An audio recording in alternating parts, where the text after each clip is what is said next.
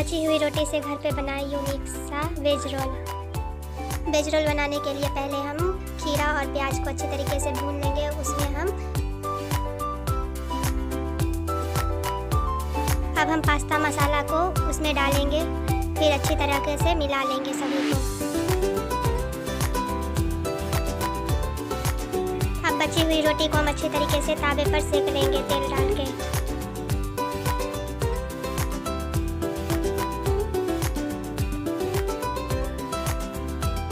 सभी रोटी को सेकने के बाद हम उसमें जो हमने खीरा और प्याज को भुना था वो डालेंगे। उसके बाद फिर हमने खीरा और प्याज को अलग से काट के रखा था वो डालेंगे।